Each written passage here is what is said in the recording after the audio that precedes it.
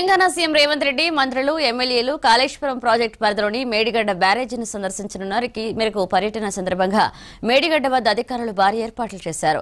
మధ్యాహ్నం 3 గంటల నుంచి 5 గంటల వరకు మేడిగడ్డను ప్రజాప్రతినిధులు సందర్శించనున్నారు. సాయంత్రం 4 గంటలకు మేడిగడ్డ వద్ద CM Revanth Reddy power point presentation ఇవ్వనున్నట్లుగా తెలుస్తోంది.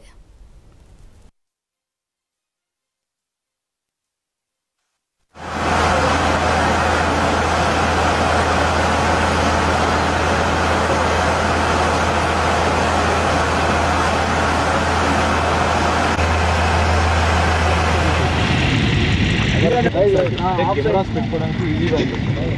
అదే ఇక్కడ కొంచెం ఇక్కడికి రావాలి.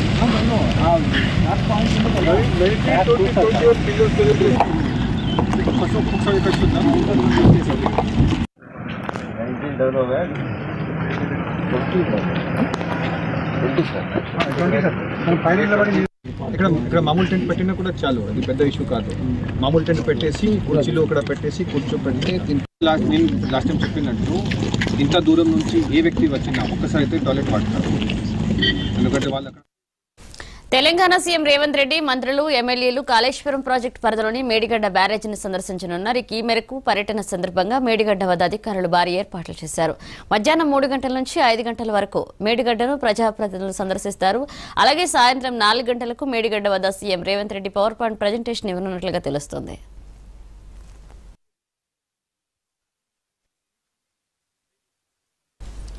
తెలంగాణ సీఎం రేవంత్ రెడ్డి మంత్రులు ఎమ్మెల్యేలు కాళేశ్వరం ప్రాజెక్టు పరిధిలోని మేడిగడ్డ బ్యారేజీని సందర్శించనున్నారు. ఇదే అంశానికి సంబంధించి మరిన్ని అప్డేట్స్ మా తెలంగాణ బ్యూరో చీఫ్ సుధాకర్ అందిస్తారు. సుధాకర్, వివాదాస్పద బ్యారేజ్ గా ముద్రపడ్డ మేడిగడ్డ బ్యారేజీని ముఖ్యమంత్రి రేవంత్ రెడ్డితో పాటు ఆయన మంత్రివర్గ సహచరులు ఎంపీలు ఎమ్మెల్యేలు ఈసీలు అందరు కలిసి వాళ్ళ సందర్శించనున్నారు.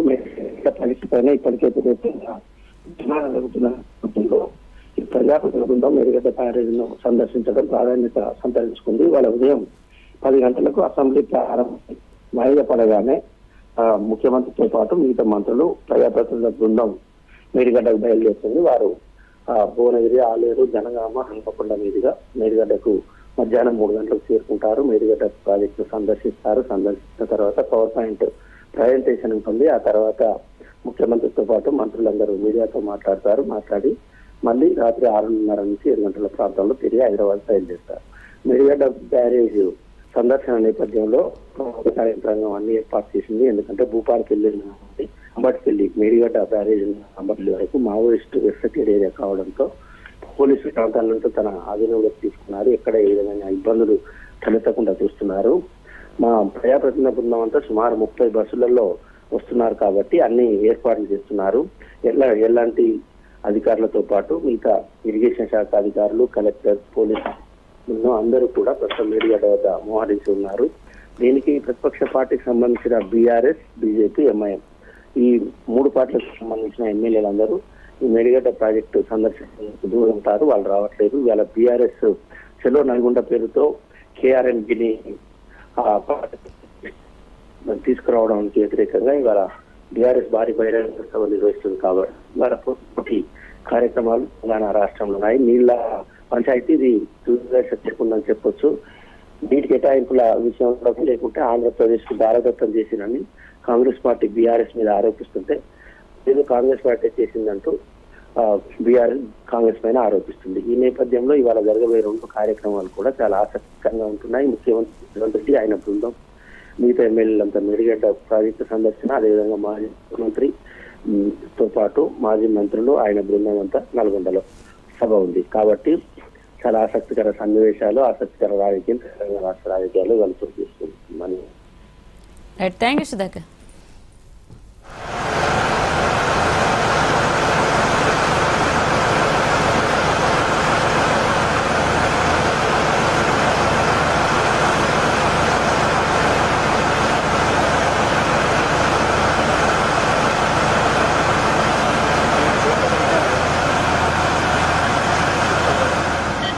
వాళ్ళు అక్కడ 10:30కి బయలుదేరుతారు.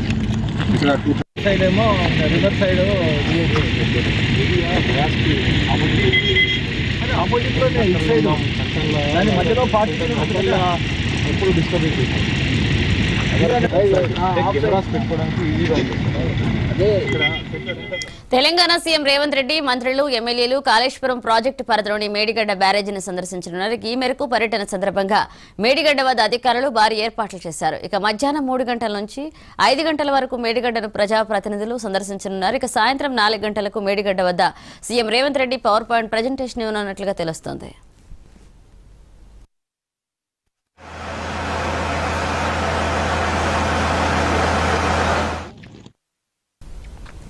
తెలంగాణ సీఎం రేవంత్ రెడ్డి మంత్రులు ఎమ్మెల్యేలు కాళేశ్వరం ప్రాజెక్టు పరిధిలో మేడిగడ్డ బ్యారేజీని సందర్శించనున్నారు. ఇదే అంశానికి సంబంధించి మరిన్ని అప్డేట్స్ మా ప్రతినిధి శ్రీకాంత్ అందిస్తారు. శ్రీకాంత్,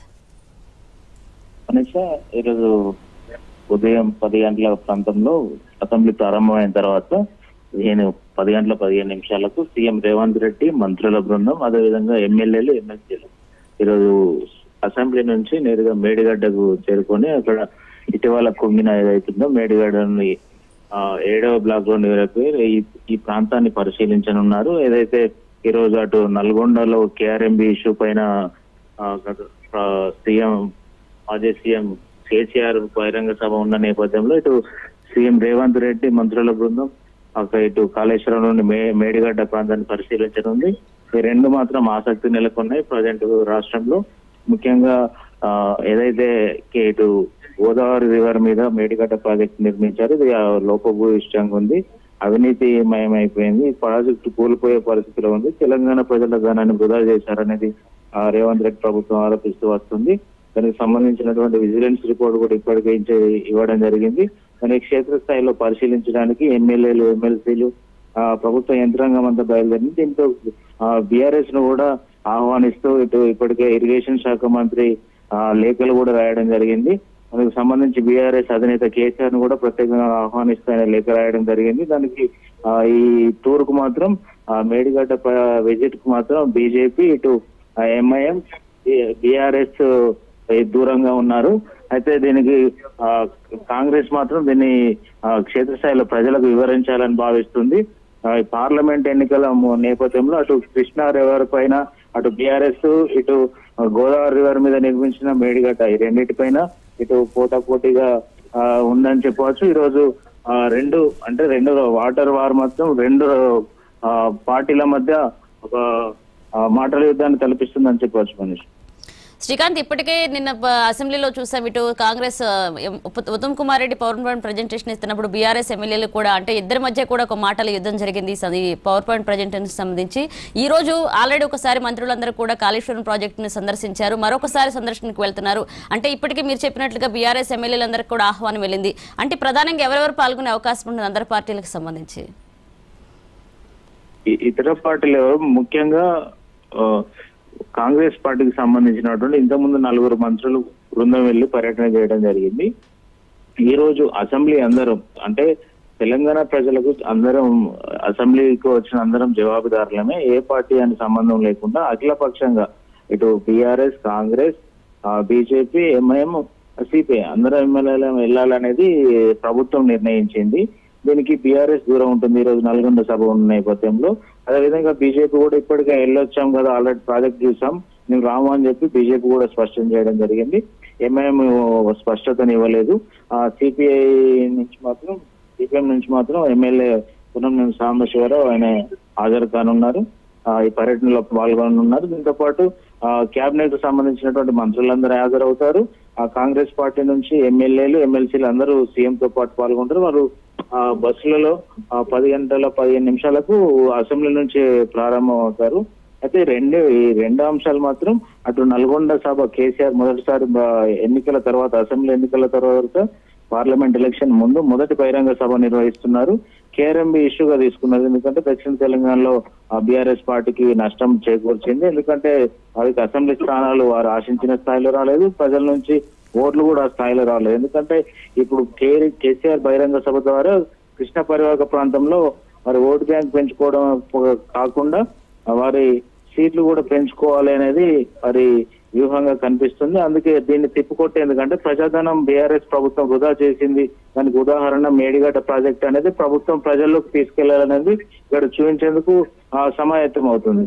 ఈ రెండు పార్టీలు మాత్రం ఇటు బీఆర్ఎస్ అటు ఎంఐఎం దూరంగా ఉన్నప్పటికీ, బీజేపీ దూరంగా ఉన్నప్పటికీ సిపిఐ మిత్రపక్షం ఈరోజు విజిట్ చేయనున్నారు మేడిగడ్డ. శ్రీకాంత్, ఇప్పటికే అక్కడ అంటే సీఎం రేవంత్ రెడ్డి కూడా ప్రజెంటేషన్ ఇవ్వనున్నట్లుగా తెలుస్తుంది. ఒకంత ఆందోళనలు చోటు చేసుకునే ఛాన్స్ ఉన్న నేపథ్యంలో కూడా మావోయిస్టు ప్రభావిత ప్రాంతం అంటే అక్కడ కట్టుదిట్టమైన భద్రతకు సంబంధించి ఎలాంటి అప్డేట్ ఉంది శ్రీకాంత్? అవును, అది మావోయిస్టు ప్రభావిత ప్రాంతం అయితే ఉన్నప్పటికీ సీఎం మంత్రులందరూ వస్తున్న నేపథ్యంలో కట్టుదిట్ట భద్రం ఏర్పాటు చేయడం జరిగింది. ఇప్పటికే డీజీపీ ఇక్కడ నుండి మానిటరింగ్ కూడా చేస్తున్నారు. అదేవిధంగా లోకల్ సిపి, వరంగల్ సిపి కావచ్చు, అదేవిధంగా లోకల్ యంత్రాంగం అంతా, పోలీస్ యంత్రాంగం అంతా కట్టుదిట్టమైన భద్రత ఏర్పాటు చేయడం జరిగింది. అదే సీఎం రేవంత్ రెడ్డి ఏదైతే కుంగిన పిల్లర్ 7వ బ్లాక్ లోని 20వ పియర్ దగ్గరికి చేరుకుంటారని చెప్పడంతో అక్కడ డీ వాటరింగ్ కూడా చేస్తున్నారు. ఎందుకంటే అక్కడ ఊపిక వస్తుంది. ఇది రివర్ మీద, గోదావరి రివర్ లో కాబట్టి కింద ఇసుక మేటలు ఉంటే అక్కడ నుండి వాటర్ వస్తుంది. ఆ వాటర్ కూడా డీ వాటరింగ్ చేస్తున్నారు. సీఎం వెళ్లే రూట్ మంత్రుల బృందం ఏదైతే బస్సులు వెళ్లే రూట్ ఉందో దాన్ని ఇప్పటికి ఐడెంటిఫై చేసి ఆ రూట్ లో ఆ భద్రతా విభాగం మాత్రం దాన్ని ఇప్పటికే ఇంటెలిజెన్స్ వింగ్ వాళ్ళు వెళ్ళి, బాంబు స్క్వాడ్ వెళ్ళి దాన్ని క్షుణ్ణంగా పరిశీలించారు. రోడ్లు మొత్తం కల్వర్ట్లు అన్ని కింది స్థాయి వరకు పరిశీలించడం జరిగింది. వాళ్ళు ఎప్పటికప్పుడు అప్డేట్ చెకింగ్ చేసుకుంటున్నారు. సీఎం రూట్ ఏదైతే ఉందో ఆ రూట్ లో అన్ని రకాల భద్రతా ఏర్పాట్లు కూడా చేయడం జరిగింది. Thank you Srikanth.